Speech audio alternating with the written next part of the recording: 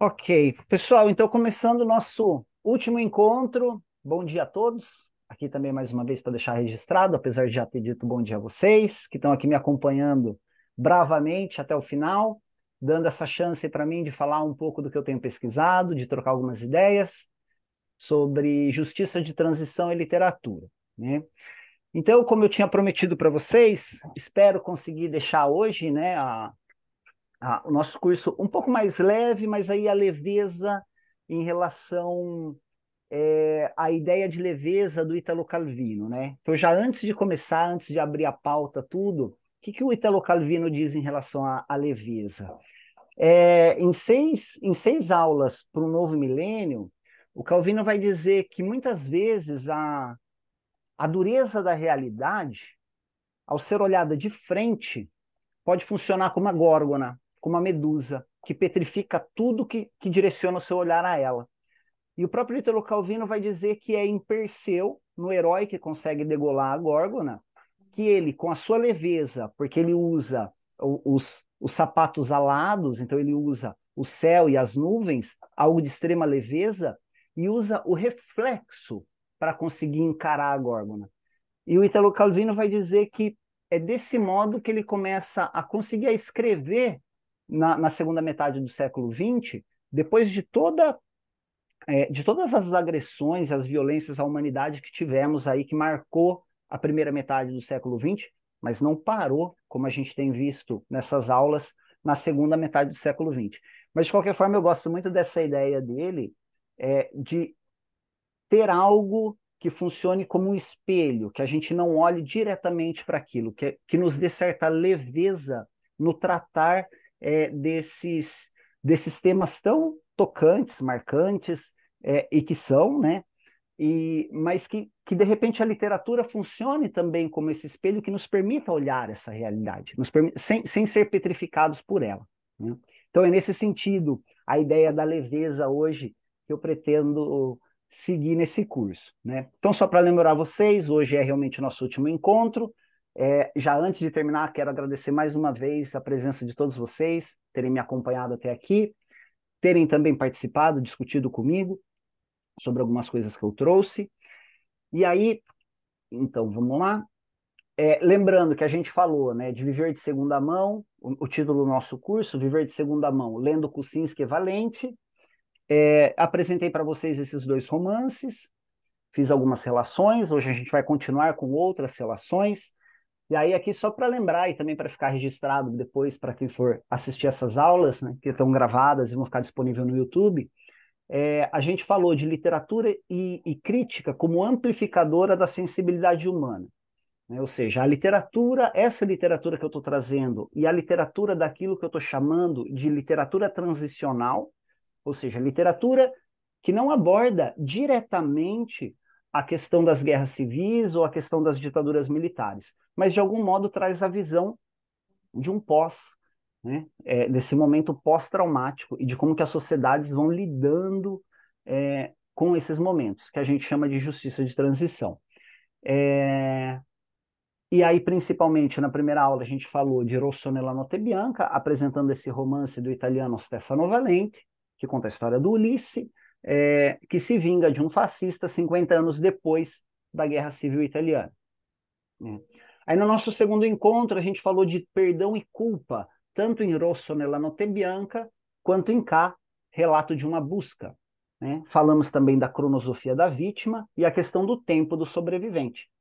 E só para lembrar, a gente comentou que existiria uma cronosofia diferente, o tempo da história, o tempo da justiça e o tempo da vítima, que muitas vezes não vem considerado até mesmo em períodos de justiça de transição, até pela questão da dificuldade de lidar com esse tempo, com essa cronosofia.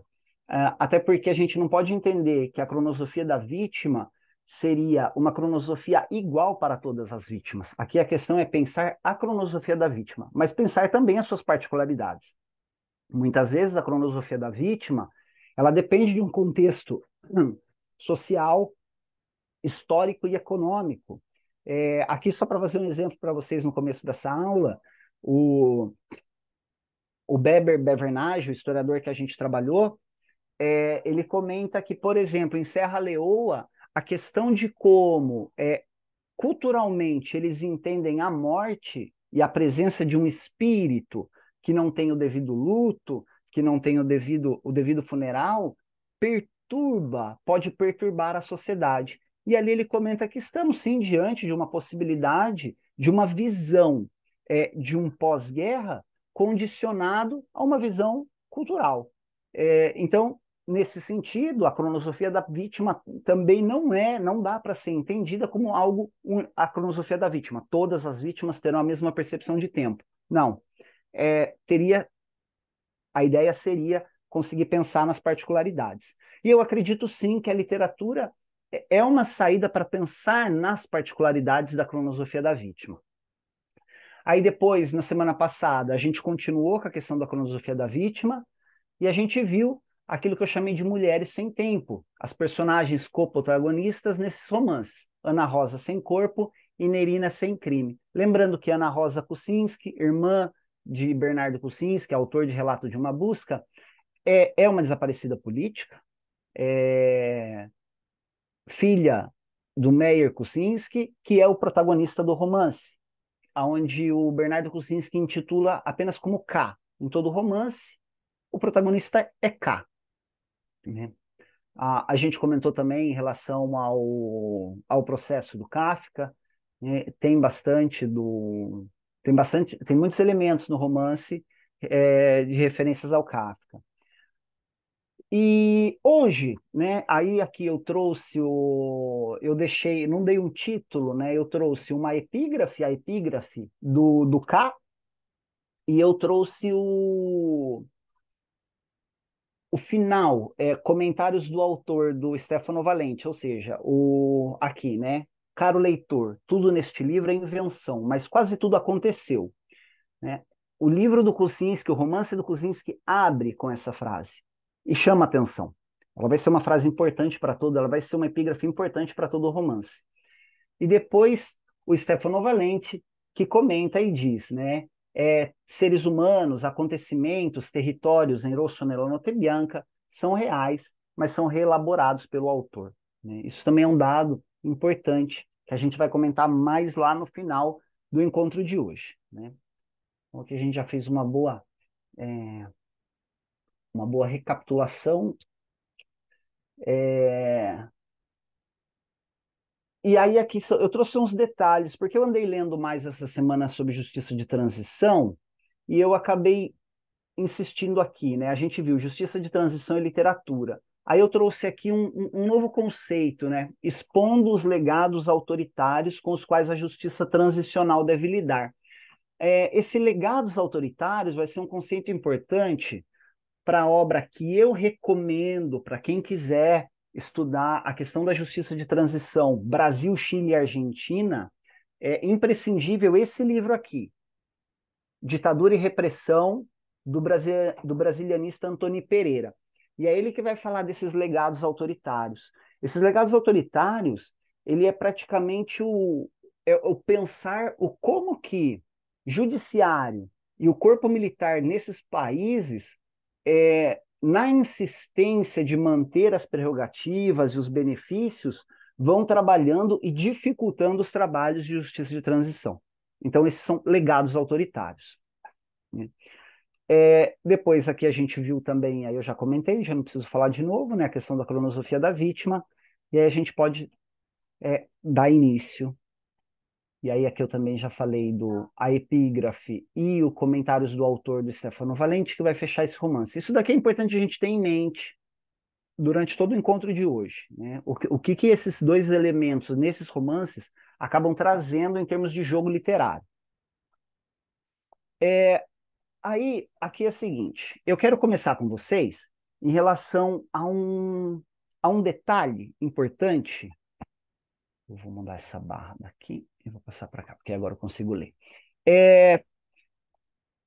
Outra coisa que coaduna esses dois romances, além de toda a temática que a gente já falou, mas tem um detalhe bastante importante que eles aparecem quase do mesmo modo. É em relação à impunidade dos perpetradores de violência de Estado, né? Então, isso aparece em relação à Itália e isso aparece em cá em relação ao Brasil e a questão da ditadura militar. Nós sabemos, né, historicamente, que nós não tivemos nenhum militar preso, nenhum torturador preso, enquanto, enquanto ato na função e enquanto as violações dos direitos humanos perpetradas no período em que esse indivíduo exercia essa função. Né? Nós não tivemos ninguém punido nesse sentido. Na Itália foi um pouco diferente essa questão, porque como a Itália estava participando, a Itália começa a Segunda Guerra Mundial do lado do eixo, né? Então aliada à Alemanha nazista e ao Japão. Em 43, o governo italiano dá um golpe de Estado, destitui Mussolini do poder e o general Marechal Badoglio assina o armistício com os aliados, com os Estados Unidos e as forças aliadas. Nesse movimento, o que acontece? Você tem o norte da Itália, que vai ser ocupado pelas tropas nazistas, e você vai ter os colaboradores fascistas ajudando nessa ocupação. É aqui que se dá a Guerra Civil Italiana que a gente tem falado até aqui. É nesse contexto, principalmente no norte da Itália, centro-norte, e depois isso vai, conforme os aliados vão subindo na península, isso vai indo cada vez mais ao norte. Então, uma das características dessa guerra civil era o fato de a população civil pegar em armas e combater principalmente colaboradores fascistas. Por isso que a gente fala de guerra civil, porque ali você tem uma guerra fratricida. Você tem fascistas italianos combatendo com civis italianos. Muitas vezes, foram poucos os casos em que os partidianos, né, esses combatentes civis, entraram em confronto com os nazistas. Até por uma questão de possibilidade dentro do território e também uma questão importante que é armamento militar. Os partidianos não tinham acesso a tanta armas e a tanto recurso quanto um exército regular. Então, muitas vezes os partidianos faziam pequenos ataques às cidades e prefeituras onde eram ocupadas por fascistas, que tentavam uma reestruturação e retomar o poder. Né? E aí ficou conhecida também a questão do quando os alemães tiram Mussolini do presídio e instauram a República de Saló. Né? Aí, a partir desse contexto, o que acontece? Vem o final da guerra, vem o 25 de abril, com o final da Guerra Civil Italiana, e vem o final da Segunda Guerra Mundial. Começam-se ali, a partir de então, os importantes tribunais internacionais.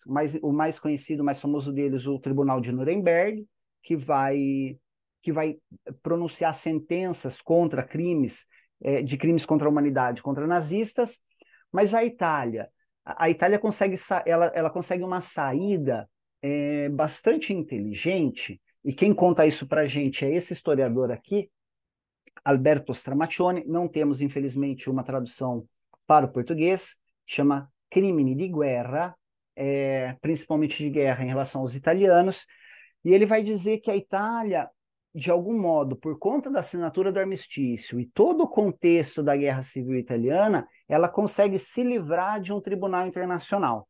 Mas, de qualquer modo, os aliados impõem para a Itália que os crimes do fascismo seja condenado. Então, eles fazem alguns tribunais, mas eles têm dificuldade com a depuração do magistrado. Né? A gente tem que pensar que o regime fascista dura 20 anos, então muitos juízes, advogados e todo mundo que trabalhava com a questão das leis se formaram naquele período. Né? Então, a questão da depuração depois da Guerra Civil Italiana, ela é um elemento complicador da própria ideia de justiça de transição para a Itália. Então, muitas vezes a lei de anistia italiana vai ser interpretada de modo largo, no sentido de que é muito mais fácil condenar um partidiano por crime comum, até por ele não fazer parte de um exército regular, e muito mais fácil anistiar um soldado fascista que usava uniforme, era registrado e assim por diante. Então, esses casos foram comuns, né? Tivemos muitos exemplos e números nesse sentido. Muitos partidianos condenados por crime comum, muitos fascistas anistiados logo depois da Segunda Guerra. Mas, de qualquer modo, a Itália não passa por um tribunal internacional. E isso acaba facilitando bastante a questão das anistias e esse autor diz que em 52 a Itália não tinha mais nenhum fascista preso, né? Não tinha mais ninguém, todos já tinham sido anistiados. E, inclusive, puderam voltar, muitas vezes, em seus cargos anteriores, até politicamente falando, né? Então, o que que acontece? Ah, então, aqui eu já dei o panorama dessa guerra civil e o panorama da questão da justiça de transição italiana. Então, o que fica nítido a questão da impunidade dos perpetradores. Mas como que isso aparece no romance do Valente, né? Então, aqui eu trouxe esse trecho que mostra como que ele exterioriza isso, né? Então, tem um trecho importante antes desse que eu coloquei aqui para vocês, que eu vou ler, porque agora estamos no primeiro capítulo do romance do Stefano Valente, Rosso nella Notte Bianca. Então, o romance abre com a vingança. Mas como é que essa vingança acontece? Como é que ela é descrita no romance? Então, existem dois detalhes importantes. O que ele vai falar em relação à impunidade do perpetrador e o como que ele encontra esse fascista. Então, isso é um detalhe importante para a trama, né? Então, ele diz assim, é um pouquinho antes desse trecho que tem aqui na tela de vocês, mas está na mesma página. Eu vou começar aqui com o de baixo, tá, pessoal? Com o do Stefano Valente, que está na parte inferior aqui. Então, citando, os olhos são fissuras quando chega diante de Ulisse, que, num movimento único dos braços, deita ao solo o bornal, agarra a picareta com as duas mãos, pega impulso e desfere um violento golpe.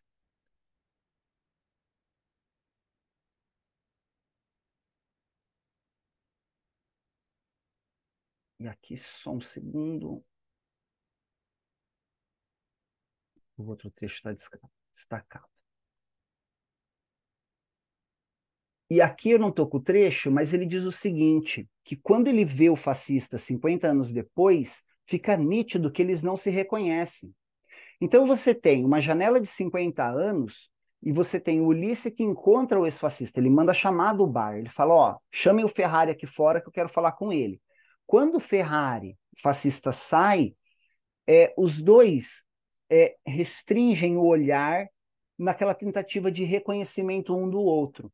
O Ulisses não dá esse tempo pro Ferrari e já o golpeia mortalmente, que cai à terra. Isso em praça pública durante o dia. E aí depois vem esse aqui que tá o trecho que está aqui para vocês. Logo depois, o Ulisses pensa: não morrerá na felicidade das coisas. Pensa Ulisses ao vê-lo à terra. Não morrerá ao lado de uma lareira acesa. Mas no outono, o céu viola, no nada de um mundo que não é, com os pés gélidos e apavorados. Então, a questão da justiça do Ulisses também está ligada à questão da percepção dele da impunidade dos perpetradores. Agora, vamos ver como é que o Bernardo Kucinski traz isso para a gente. Percebam aqui que eu já vou citar diretamente, né? Ah, esse daqui é o terceiro capítulo, se chama A Queda do Ponto, do romance do Bernardo Kucinski. A Queda do Ponto ele vai contar, ele vai tentar construir um pouco como que teria sido aquele momento em que o esconderijo é descoberto e a questão da velocidade com que o casal, Ana Rosa e Wilson, tem que pegar documentos, tem que pegar algumas coisas para não condenar ninguém, para que ninguém seja pego depois, e tem que sair do esconderijo rapidamente. Então, esse é o momento, né? Então, aí ele diz: numa sacola maior de lona, despejam documentos arduamente elaborados de denúncia, os que consideram mais valiosos. A lista dos 232 torturadores, que jamais serão punidos, mesmo décadas depois de fartamente divulgada, mesmo décadas após do fim da ditadura. Não sabem que, exceto o já justiçado, todos eles morrerão de morte natural, rodeados de filhos, netos e amigos, homenageados seus nomes em placas de rua. É, é muito nítido essa relação desses dois romances com a questão da impunidade dos perpetradores de violência de Estado. Então, é desse modo que esses dois autores vão trazer essa questão, que acabou sendo na escrita da minha tese, e até em um artigo que vai ser publicado, esse elemento comparativo. porque fica muito claro isso. O quanto também, de repente, a questão da justiça de transição acaba tendo que lidar sempre com essa questão da punidade ou impunidade de perpetradores. Não é uma conta simples, não é fácil. Tudo isso sempre, em relação à justiça de transição, depende do contexto histórico, político e social que o país que está tendo que lidar com um passado de graves violações dos direitos humanos tem que lidar, né? Então, ou seja, a gente tem o contexto brasileiro, que nós conhecemos mais ou menos, tem a questão do contexto argentino, que foi diferente do brasileiro, mas tem os problemas lá também, o chileno, África do Sul, Serra Leoa, a Itália e ainda outros países que acabam tendo que lidar com uma de um modo que eu entendi que acaba sendo perene, permanente, justiça de transição. Justiça de transição tem data para começar, não tem data para terminar, né? Então, seguindo adiante, pessoal, até aqui tudo bem? Claro, essa relação que eu tenho feito com a impunidade dos perpetradores. Tudo ok, tudo Sim. jóia. Então, pessoal, agora eu quero só propor. Nesse primeiro momento, eu quero propor para vocês, deem uma boa olhada nesse quadro, né? Observem.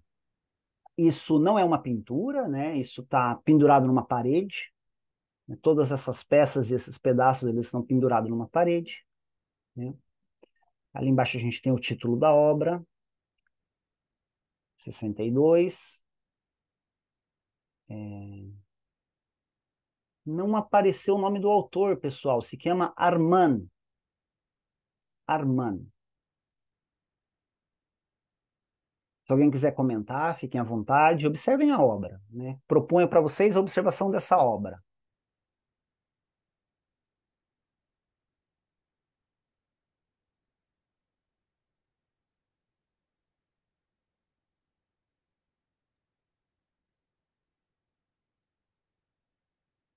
Um monte de instrumentos, né? Todos quebrados, né? Parece mesmo o resultado de que passou uma guerra por isso daí, destruiu tudo isso, né? Ah, e também é Interessante, Altamir. uma coisa que a gente estabelece também com a questão da música, né? Quando a gente tem a guerra, né? Eu acho que ela perde, né? A, a possibilidade, não de existir, não, mas acho que até a música parece que se cala, né? Diante da guerra, diante dessa destruição tão violenta que é. Enfim, não sei. Não, muito bom, muito bom. Uma, Essa uma, ideia inicial é essa percepção, né? Lembrando que a arte nós fazemos a nossa leitura a partir sim. da nossa bagagem, né? Uma das coisas que me chama muito a atenção nessa obra aí, que ela me remete muito à ideia de história, né? Se a gente for observar isso daí, a gente reconstrói um piano. Os elementos do piano estão aí, né? Mas eles estão assim de uma forma absolutamente que você vai ter que reconstruir caco por caco, né? E é mais ou menos a história tenta fazer isso. Nesse caso aqui nosso, aqui dentro dessa temática, parece que é a mesma construção né, da pessoa, da vítima, né? Que por mais, né, que se tente reconstruir, sempre vai ter elementos, vão estar sempre destruídos, sempre vão estar. Isso aí nunca vai Não, ser recomposto. não, muito bom essa observação, até porque provavelmente reconstruir isso não teremos um piano no final, né? Isso. Provavelmente não. Muito bom. Legal. Ana, quer falar alguma coisa? À vontade, hein? Só quem quiser. Mas eu pergunto. Ah, não, por hora não, Legal. observando. Gostei muito dessa percepção, né, de que uma vez destruído a gente não teria de volta, né? O piano teria uma Pelo outra menos coisa, isso, pelo mas menos não o não piano, exatamente como. né? O historiador e o pesquisador de arquivo também trabalham com esses Sim, cacos sem aí. dúvida nenhuma, sem dúvida nenhuma. Vamos para a próxima imagem. Essa é uma ilustração de internet. Peguei na internet, né? Aqui não está a questão do autor e do tempo que ela foi feita não importa, só a imagem mesmo, né? Todo mundo sabe o que que é isso? Não o que que é o que está desenhado no objeto lá, né? Eu não saberia dizer que planta é, né? Mas do que se trata essa ilustração, né?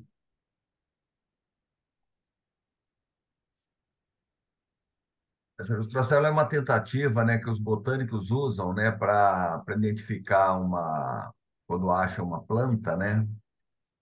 Embora eu já vi melhores, certo? Assim, ela...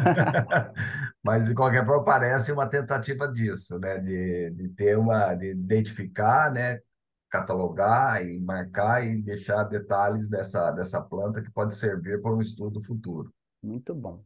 Mostrar o ciclo, né? Perfeito, né? É uma aquarela de botânica, né? Específico, algo muito específico. Não, ela não tem caráter decorativo. Não é esse o... Apesar de ser... Eu concordo que tem imagens melhores, tem aquarelas melhores, mas apesar da estética e da beleza, não tem a função decorativa, né? Então vamos adiante, para a gente ver o que eu proponho em relação a essas imagens. Daqui a pouco a gente volta nelas, né? Pessoal, então aqui eu começo a entrar naquilo que eu chamo de literatura transicional e a ideia de novos realismos, né? Então, antes aí que a Ana entrasse, a gente estava comentando um pouco, né? Ideia de novos realismos. Aqui é um erro grave, pessoal, mas passou. A ideia de novos realismos, né? Então, eu parto principalmente do que Karl Schulman entende como novo realismo, né? Então, eu já vou citar diretamente para eu já também para me oxigenar a memória e lembrar tudo aquilo que eu pretendo comentar com vocês, né?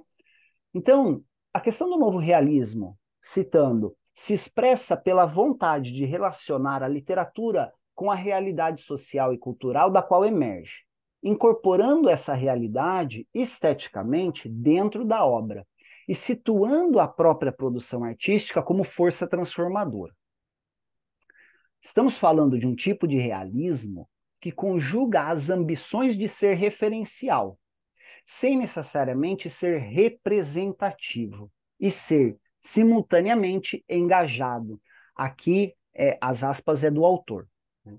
Sem necessariamente subscrever nenhum programa político ou pretender transmitir de forma coercitiva conteúdos ideológicos prévios. Então, aqui o Schulman dá uma definição, né?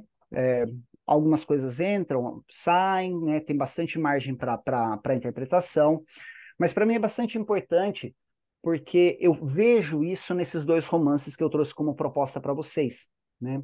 Eu vejo que sim, estamos ali relacionando a literatura com a realidade social e cultural da qual emerge. Ela está completamente inserida nisso, tanto K quanto Rosso nella Notte Bianca, né? Ela não se destaca da realidade social e cultural da qual ela surge, né? O deslocamento delas para outro sistema literário não é fácil. Igual eu trazer para vocês o Stefano Valente, com a leitura junto do K, mas olha a quantidade de coisa que a gente ainda tem que, para poder... Porque como essa obra ela está relacionada diretamente com a realidade social e cultural local,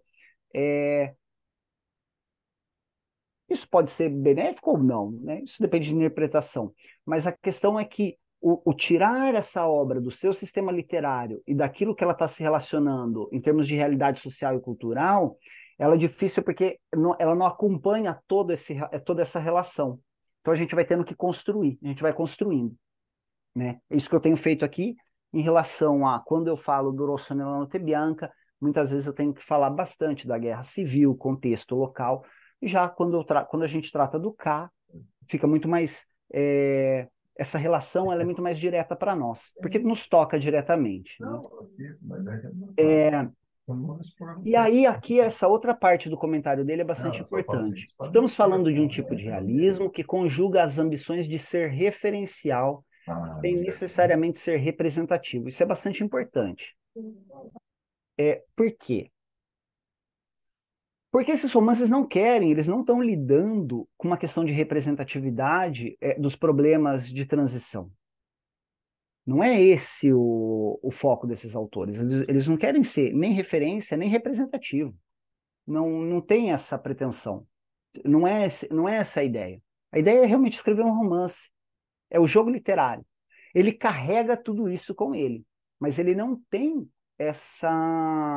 essa ambição, né? A palavra ambição aqui ela é importante. E depois, algo muito bom e muito também importante é a questão do engajamento dessa literatura.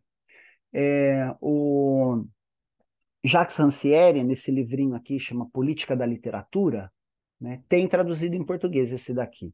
Se eu não me engano, foi traduzido como A Partilha do Sensível. Ou esse aqui é uma parte do A Partilha do Sensível. Ele comenta a questão da política e literatura. E aí ele vai dizer, no começo, logo no começo do livro, para explicar o que ele está entendendo por política e literatura, é a política que a literatura como si mesma consegue realizar. Não é a política do autor ou a política do engajamento do autor. Então é isso que o Schullermann também está dizendo como característica disso que ele está chamando de novos realismos. Ele tem um engajamento político, mas ele não pretende passar um programa político, nem de forma coercitiva, e muito menos conteúdos ideológicos prévios. É claro que muitas vezes, né, que nem se a gente for pensar aqui na divisão direita, esquerda, muitas vezes o romance do Valente, você consegue direcionar para um lado ou para o outro, mas os dois romances tratam de violações, de violência de violações dos direitos humanos, que independe de uma posição política. Não pode depender de uma posição política. E esses romances conseguem lidar desse modo, né? Falar de violação dos direitos humanos. Não diretamente. Aí aqui eu volto, quase que como o espelho usado pelo Perseu para poder encarar a Górgona. Não encarar diretamente, que não nos petrifica. Os romances Rosso nella Notte Bianca e K funcionam como esse espelho. Eles nos permitem olhar diretamente, através do reflexo, para a Górgona, sem que a gente seja preso por isso. E aqui o que acontece? Por que eu estou trazendo isso para vocês? Ambos os romances partem de fatos reais acontecidos, né? Que a gente consegue documentar, consegue comentar, como por exemplo, Stefano Valente, o romance dele nasce de uma notícia de jornal de 1990, aonde um partidiano realmente se vinga de um fascista em praça pública durante o dia. Giuseppe Bonfatti era o nome dele, que por sinal, por curiosidade, estava vivendo no Brasil, e ali no finalzinho, em 90, ele pega o avião, chega em Monza, na cidade de Monza, e comete o crime e se entrega para a polícia.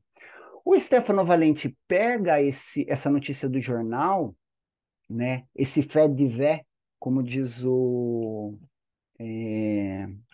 não vou lembrar o nome do autor que fala bastante do fait divers, que seria, esse fait divers seria quando você vê uma matéria de jornal, principalmente essas em relação a crime, ou como ela é apresentada, né? E aí, no caso dessa matéria de 1990, o título é simplesmente assim, é uma frase que teria pronunciado o criminoso, quem foi lá se vingar, e diz o seguinte: eu o matei, era um fascista. Só isso. Isso para um público italiano abre para uma série de possibilidades de interpretação. Ao ler a matéria, o que fica muito claro é a questão da violência, essa violência exacerbada, o momento, o local que ela é causada, e acaba por não constituir ouvintes para a relação da vítima de violência de Estado e, por exemplo, a questão da impunidade de um perpetrador. Isso não aparece na matéria de jornal. Mas não aparece não tanto por uma escolha do jornalista, não aparece porque o crime é violento. E ali a gente está olhando diretamente para a Górgona. Petrifica a gente. Não é a ideia. O plano não é esse. O plano não é fazer igual o Ulisses, né? A gente ir lá e com as próprias mãos e matar um perpetrador de violência de Estado. Não é essa a ideia. Ele choca, ele é chocante. Então, a partir do momento que é reelaborado no romance do Valente, ele se constitui, sim, como possibilidade de novos ouvintes para pensar a questão da violência sofrida pela vítima de Estado, né? E o K, do mesmo modo. né? O autor é uma vítima de violência de Estado. O autor perdeu a possibilidade da convivência com a irmã por conta da ditadura militar brasileira. A ditadura militar brasileira extraviou o corpo da irmã. Esse corpo não foi devolvido. Esse corpo nunca foi encontrado. Apesar de, sim, a gente já saber mais ou menos ter uma ideia do paradeiro, a gente falou na semana passada, né?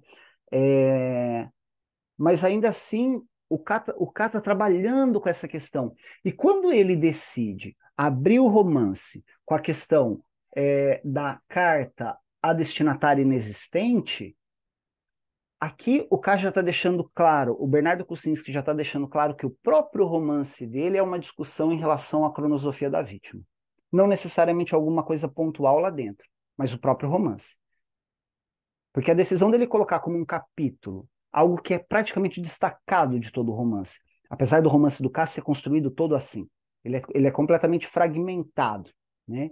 Então você tem, primeiro capítulo, carta a destinatária inexistente, que é o próprio autor discutindo que ele recebe as cartas do banco em nome da irmã. E depois ele vai vir a queda do ponto, e aí é um relato. Depois a carta, ele monta como se fosse uma carta escrita pela irmã a uma amiga, para a gente conhecer um pouco mais a irmã. Então ele vai montando isso, todo esse conjunto fragmentado, que vai, no jogo literário, nos dando uma visão bastante interessante daquele conjunto, né? Até aqui tudo bem, pessoal? Alguma coisa? Alguma questão?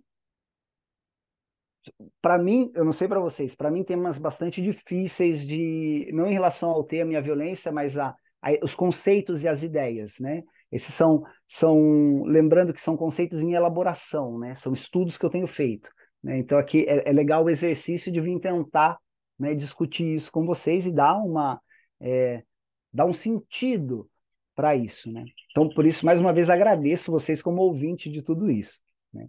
Então vamos adiante, ver o que a gente pode falar.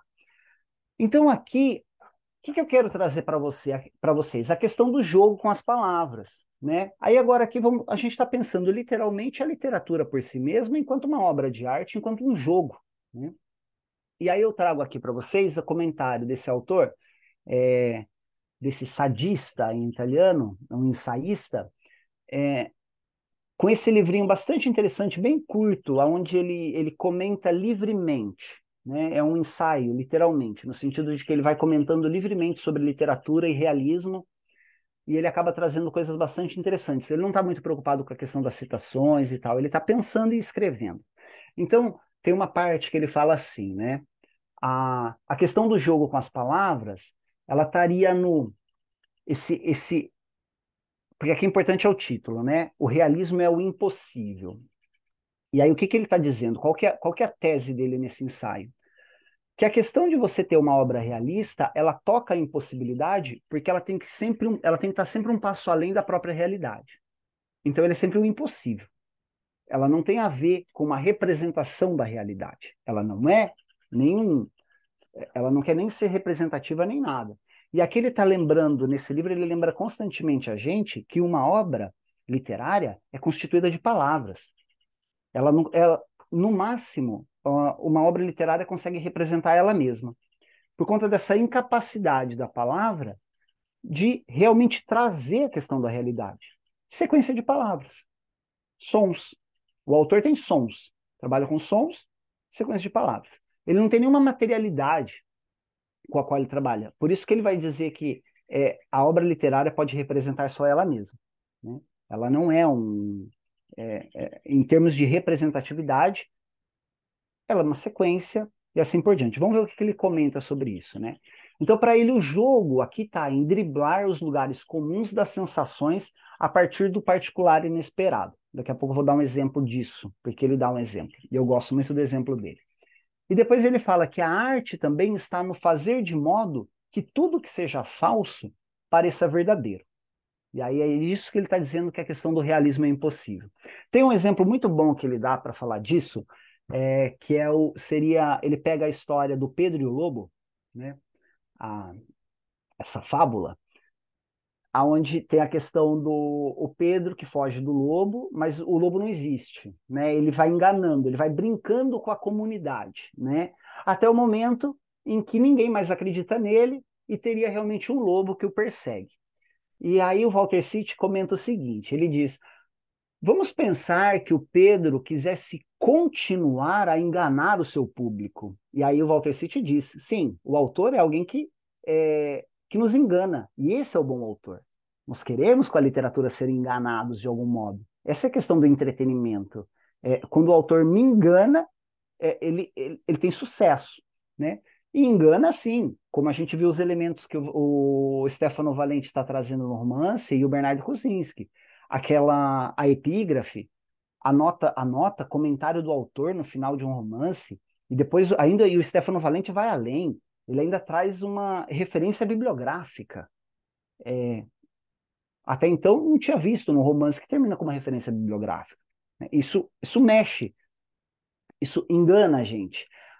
E aí o Walter City vai dizer que vai fazer um jogo de imaginação e perguntar para o leitor: e se o Pedro quisesse continuar enganando o seu público, né? Ele ia ter que chegar no momento, talvez, que ele ia ter que contratar um lobo, e assim por diante, né? E aí, para o Walter City, esse é o jogo literário que tem que tá por trás da questão do realismo. É o como que o autor vai continuar enganando o seu público, né? E o engano aqui não é um sentido pejorativo do engano, né? É o engano da construção artística, daquilo que eu não percebo, ou daquilo que me chama atenção por algo que estava ali, mas eu não tinha visto. E esses dois romances, eles são para mim emblemáticos, porque como eu disse, acho que já no primeiro encontro, eles não estão trazendo uma temática nova, nenhum dos dois. Não trabalham com nada novo. Não tem um elemento e um dado novo ali. É literalmente um jogo, o jogo literário. E aí, aqui esse driblar os lugares comuns das sensações a partir do particular inesperado. O próprio Walter City traz esse exemplo aqui para a gente, né? Esse é o Cristo Velado, uma obra do Giuseppe Sammartino, é uma obra de 1753, ele está na Capela San Severo, em Nápoles. E aí, o que o Walter City vai dizer disso aqui? Ele fala, é justamente na opacidade do mármore, ou seja, no fato de a gente não conseguir, o mármore não tem transparência, mas o que chama atenção na obra é a transparência. É isso que nos atrai para essa obra. Esse é o jogo do engano. Eu tenho um material que não é transparente e o que chama atenção é justamente sua transparência. Até aqui tudo bem isso, pessoal? Muito confuso, muito viajado, muito... Não, tá bastante coerente até, eu acho. Tá bem legal. E aí, então, vamos ver. Vamos continuar aqui com essa ideia de novos realismos. E aqui eu volto, e essa é a minha proposta, essa é a minha leitura. Aqui eu volto na obra do Armand, não apenas pela questão do nome desse movimento artístico, porque é Nouveau Realisme francês, do qual o Armand faz parte, então essa obra é do Nouveau Realisme francês, mas o Armand, aqui o que ele faz? Ele não só coloca um piano destruído na parede. O fato dele destruir o piano também nos permite ver partes do piano que a gente que não veríamos de outro modo. E eu gosto muito dessa imagem, até porque às vezes me dá quase a sensação de escutar. Vocês lembram, muitos aqui, não sei se vocês eram grandes fãs de desenho animado, mas quando tinha algum instrumento que se rompia ou quebrava, aquele som característico de uma corda, de qualquer instrumento musical arrebentando, né? Aquele tem, né? Sensações que me dá. Então, sem dúvida nenhuma, Altamir, a questão do caótico, a questão eu posso pensar realmente numa vítima, né, na questão de algo que se quebra dentro da vítima. Tem muitos autores que vão falar disso, de algo que não volta mais. E aí, muitas vezes, em termos de justiça de transição, se discute a reparação econômica, a reparação desse modo, mas muitas vezes onde fica a justiça? Muitas vezes existe a reparação econômica numa certa velocidade, às vezes também para calar uma vítima de violência de Estado. O Estado usa esses artifícios. Por exemplo, eu faço uma reparação financeira, mas eu, por exemplo, não prendo um torturador. O torturador continua andando por aí. E aí a gente lembra da questão da Nerina, que por uma questão de culpa não consegue sobreviver com o fato do seu violentador andar livremente pela comunidade onde ela vivia, né? Agora, a minha relação, a leitura que eu estou trazendo do Armand é essa possibilidade. Eu estou literalmente comparando, né, trazendo para vocês como que essas obras, essas duas obras foram construídas, né? Não só a questão da sintaxe, mas é, o modo, a sequência dos capítulos, a epígrafe, o comentário final. O Stefano Valente, no final do romance, traz um detalhe para mim que foi fundamental. Ele traz o DSM, eu não vou lembrar direito o significado da sigla, mas o DSM é o diagnóstico de questões mentais. E lá dentro tem a questão do transtorno obsessivo compulsivo e todos os sintomas. E o Stefano Valente constrói o Ulisse a partir do DSM, a partir do quadro de todos os sintomas que esse livro da psicologia traz. Então, esse é o jogo literário. É aqui que ele está jogando, né? E ele entrega isso, né? E ele até comenta numa entrevista, ele fala, bem, muita gente me criticou pela referência bibliográfica no final. Aí ele diz, mas a minha arte não está. Eu nunca escrevo sozinho, eu sempre escrevo com os outros. A minha obra literária é só uma reelaboração. E lá que está a minha obra de arte. Minha obra de arte não está no tema ou de onde eu tirei. Está o modo como eu construí esse romance, né? E aí eu trago aqui esse modo de identificar a realidade. E aí aqui eu fiz algumas outras leituras desse quadro, né? Então, para mim, em relação aos romances que eu estou estudando, assim como a obra do Armand ressemantiza um instrumento musical, não dá mais para ver o piano do mesmo modo depois de olhar esse quadro. Não tem volta. Desculpem, não tem volta, pessoal. É difícil depois ver um piano do mesmo modo. Porque nós estamos vendo elementos internos, estamos vendo ele caoticamente constituído. Existem partes que se sobrepõem a partes que não se sobrepõem no instrumento. E assim estão montadas as duas obras, K e Il Rosso nella notte bianca. Partes sobrepostas, mas partes sobrepostas que se apresentam mais do que se escondem, caoticamente. E aí depois aqui a relação que eu faço com a questão do desenho botânico é o seguinte: ainda hoje, o estudo da botânica é feito a partir desse tipo de material, é feito a partir dessas aquarelas. Porque na representação artística, o pintor tem a possibilidade de trabalhar e colocar na mesma imagem elementos que, por exemplo, uma fotografia não consegue fazer. E é por isso que os livros de botânica muitas vezes apresentam uma foto, mas para estudo, para entender a constituição fisiológica de uma planta, se usa a aquarela. Então, aqui também é uma questão de como que a realidade nesses dois romances, como que a gente pode ver a realidade nesses dois romances, mais ou menos como a aquarela botânica transfere a realidade para o pesquisador. Não tem substituição ainda a isso. A fotografia, por exemplo, como a gente chama, né? A escritura pela luz, o instante, o momento, né? Não consegue colocar todos esses elementos que são do real juntos ao mesmo tempo e que nos permita observar isso, né?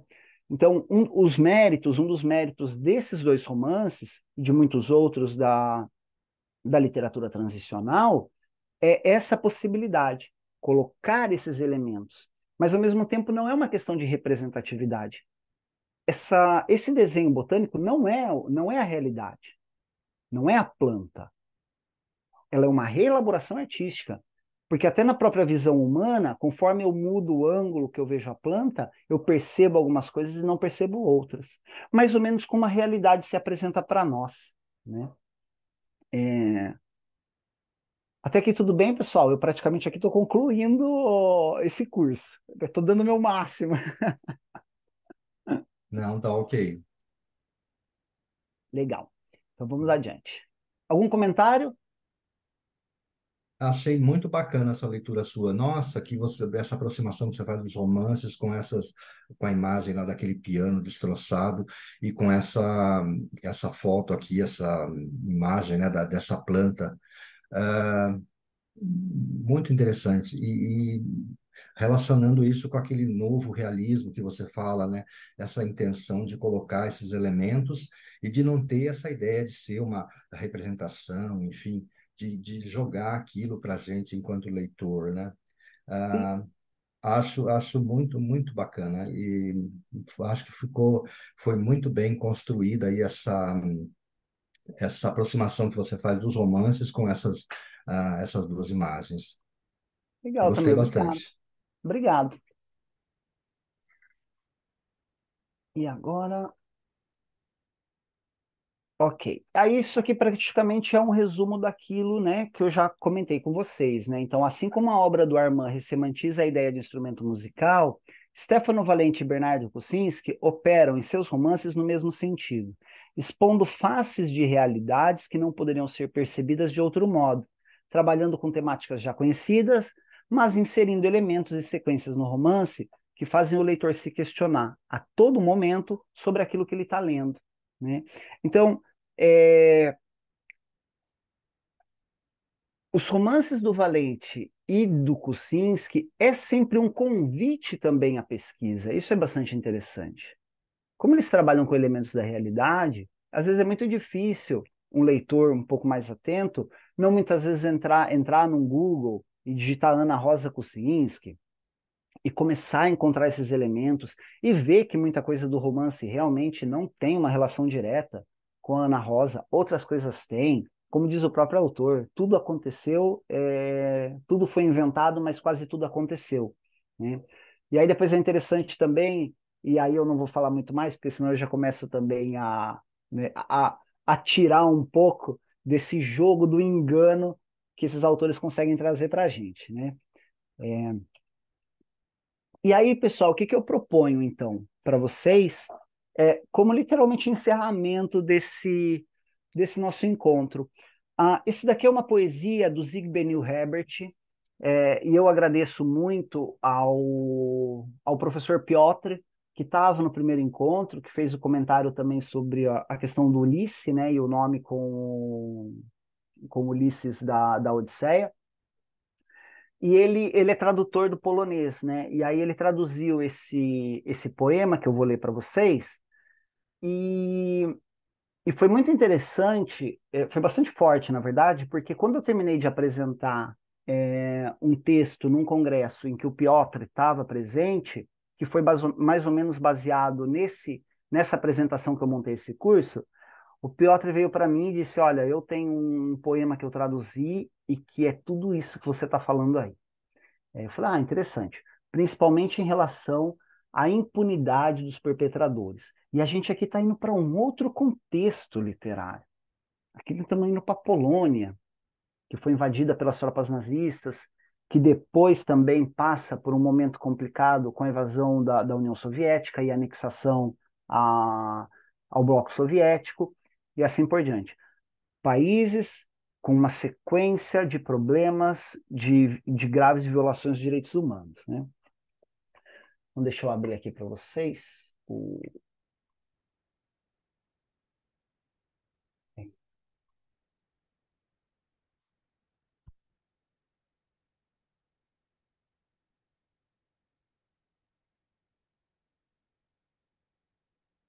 O que vocês têm na tela de vocês? É um documento do Word? Sim. Sim, isso. Ok, perfeito. Eu não coloquei esse poema nos slides porque ele não ia caber, não ia dar muito certo. Então eu preferi deixar ele aqui. Essa barra para cá.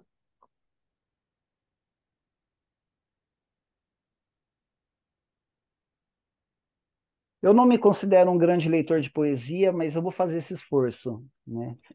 Em sentido de gratidão a vocês por terem acompanhado até aqui. Então vamos lá. Da não escrita teoria dos sonhos, à memória de Jean Améry. Os torturadores dormem tranquilos, têm sonhos cor-de-rosa. Os bonachões genocidas a quem já perdoou. A curta memória humana. Os estrangeiros e as tribos. Vento suave vira as páginas dos álbuns de família. As janelas da casa abertas para agosto, a sombra da macieira em flor, sob a qual se aglomerou fina estirpe, a carruagem aberta do avô, a expedição até a igreja. A primeira comunhão, o primeiro abraço da mãe, a fogueira numa clareira e o céu estrelado acima. Sem sinais e mistérios, sem apocalipse, então dormem tranquilos. Têm sonhos nutritivos, cheios de alimento, bebidas gordos, corpos femininos, com os quais jogos amorosos nos emaranhados dos bosques, e acima disso tudo flui, uma voz inesquecível, uma voz límpida, como uma fonte inocente, como um eco, acerca do menino que encontrou uma rosa no prato entre as urzes. O sino da memória não desperta fantasmas nem pesadelos. O sino da memória repete a grande absolvição.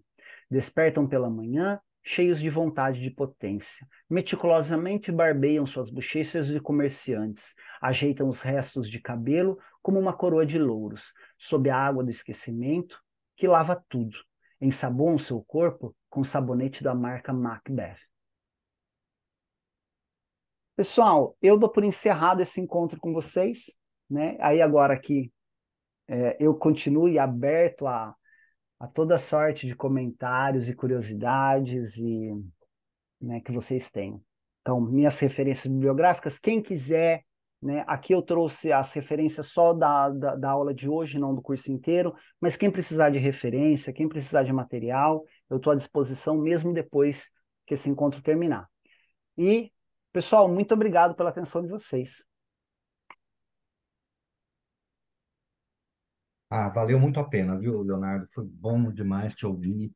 Foi legal ver essa coisa que você apontou aí desses novos realismos. Aí é uma coisa que eu não tinha acompanhado.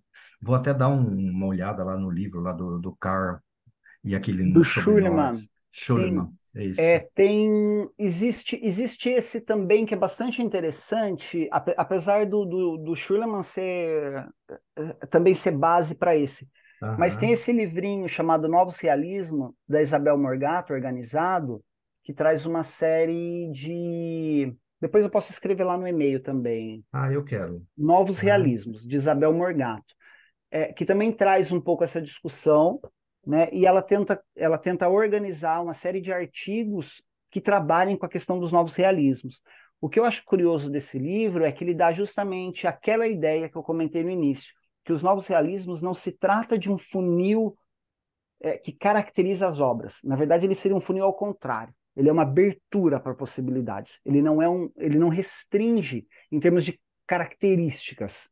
Ele se abre. Até porque aquelas características que eu fui dando ali, ele acaba sendo só algo norteador, né? Mas um novo realismo pode enganar até o Schurlemann.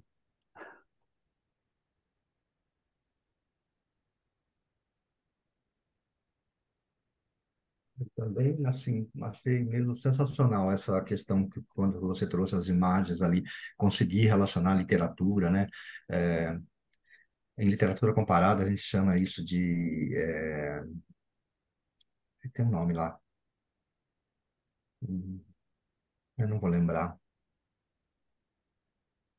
Quando a gente relaciona a obra literária com a obra com um quadro, com Olha pintura. que interessante. Eu nunca soube de um nome, mas Tem, imagino que tenha, né? No estudo é, da comparada, provavelmente tem.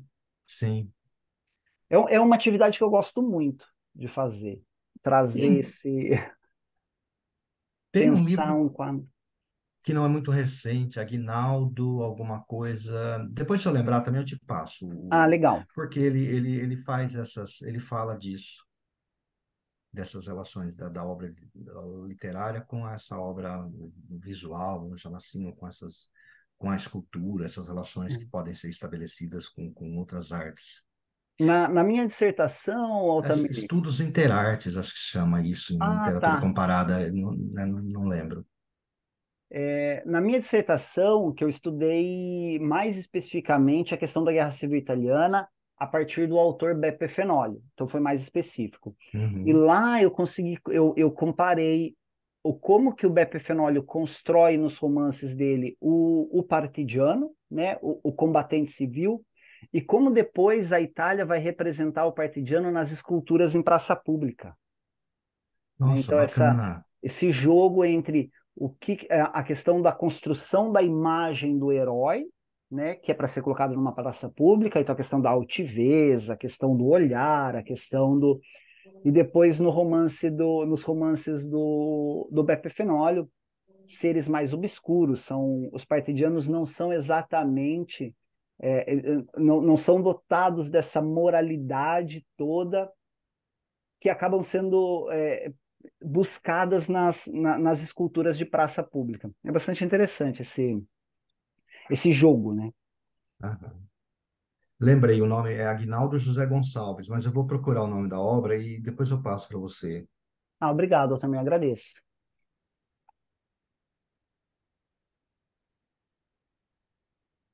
Uma questão interessante do novo realismo, né, como você colocou, que ele não, ele disse que não, ele não se propõe ser um funil, né, mas sim ser uma abertura, né? Ele faz muita referência que está uma coisa que está muito em voga hoje, né, a teoria da energia quântica, né? Hum, Então, que a gente tem essas características, né? Que a observação dele, né, faz com que outro acontecimento, que não se consiga estabelecer a mesma coisa da física, é, né? Da física tradicional, né? É onde os valores são alterados, né? Então, o sim, novo realismo, ele traz muito disso, né? Na verdade, ao mesmo momento que ele propõe uma reconstrução, né? Mas ele deixa ao mesmo tempo em aberto, mas ao mesmo tempo ele permite, né? Como você explicou muito bem, né? Que a gente consiga perceber através do reflexo daquilo, né? sim, Então é muito interessante, ser muito feliz, né? A comparação, né? Que tem, né? Achei muito bacana isso daí. E é legal, né? E é legal que, né, na verdade, acaba sendo uma tradução de elementos, né? Que muitas vezes, né? Bacana também, né? Que você falou, né? Que a violência choca, né? Então a sim, gente precisa ver através de certos viés, né? sim, E o reflexo seria uma das possibilidades, né? É interessante, fascinante, né? Assim, né? A própria palavra, né? Eu tenho um pouco de dificuldade de acompanhar, porque a minha formação acabou, né? É histórica, né? Não é literatura, né? Mas a nossa vivência, né? Que bastante, né? No que nós estamos envolvidos bastante hoje, né? Com os seriados, com os novos, né?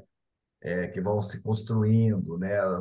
As leituras de ficção científica, né? Então, tudo isso dá escopo para a gente acabar compreendendo. E a gente tem que trazer isso, né, sim, para essa realidade, né? Para que se faça essa total compreensão, né? E também é uma possibilidade, né, dessa informação chegar ao público maior.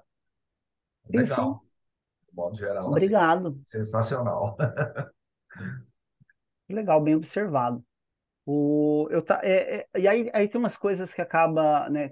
Igual aí você comentou da questão dos seriados, e aí a minha imaginação já foi eu tô, por conta, por conta da minha estrutura familiar, eu tenho assistido filmes a prestação, né? Então, muitas vezes, assim, o filme curto, ele se transforma num seriado gigantesco, né? Pequenos trechos. E eu tô assistindo um filme do Ken Loach, na plataforma do Sesc, que é uma plataforma streaming que tem bom cinema grátis, né? E tem um filme dele que chama James Hall, que conta a história desse Jimmy, um irlandês, que monta um centro cultural. E depois vem a Igreja Católica e persegue as pessoas que participavam desse centro cultural, porque a Igreja Católica, naquele lugar, na Irlanda, era quem é a responsável pela questão da educação.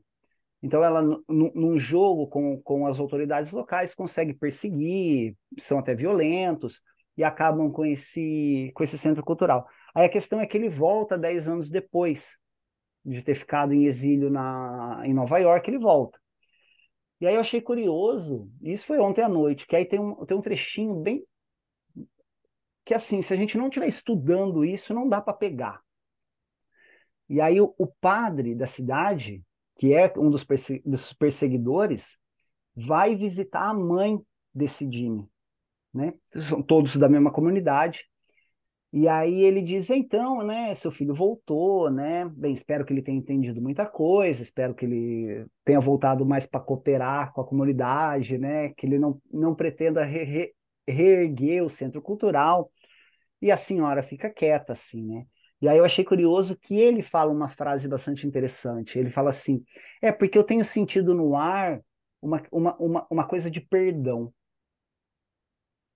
E aí, mas quem pronuncia a questão do perdão é o perpetrador. E é uma constante o perdão institucional do Estado muitas vezes, a saída do perpetrador. Aí a gente lembra lá da questão da anistia e a raiz da palavra anistia ligada à amnésia, ligada ao esquecimento, e aí o esquecimento institucional, né? O perdão institucional e o esquecimento institucional. Uma coisa bastante significativa é você falando isso, né? Me chamou muito a atenção, né? Da não escrita teoria dos sonhos, né? Do Herbert, né? Que você É, deu para nós aí. É legal que o indivíduo ele vai construindo, né? No dia a dia, né? A anistia dele, né? Ele faz sim, questão disso, né? é no cotidiano, é É, ali, é no sentar numa cadeira, é no é. observar, o E ele tempo precisa, ele passa. precisa reconstruir isso, né, dentro dele. Ele precisa ter isso para ele, porque não vai vir de fora, né? Porque a culpa existe, né? Não vai ter jeito. Sim, sim. Legal, muito bom. Ah, bem, missão cumprida. Ok, parabéns, viu, pelo trabalho. Magnífico. Obrigado. E eu reforço as palavras do seu pai, que foi mesmo muito legal, foi bom ter visto esse olhar seu para essas obras, essas coisas que você faz, essa interdisciplinaridade, né? Aí foi sensacional, porque você vai para a história, você vai para a escultura, você vai para. Aí a gente pode forçar um pouquinho a barra, mas dizer para a pintura, até com aquela imagem Hum. da botânica, né? Muito, muito legal. Uma leitura muito, eu acho que uma leitura muito sólida também desses romances, né? A gente percebe que tem uma base teórica aí que você traz a todo momento, né? O Bevernage e outros aí que você foi pontuando aí ao longo da exposição, né? Muito, muito bacana mesmo, Leonardo. Obrigadão. Tomara que a gente se veja por aí, que você, né, Nos ofereça mais veremos cursos. nos congressos e nos encontros. Tomara, tomara. Vai ser um prazer, né, te dar um abraço. Prazer meu. Pessoal, muito obrigado. Então, vou encerrar a gravação aqui.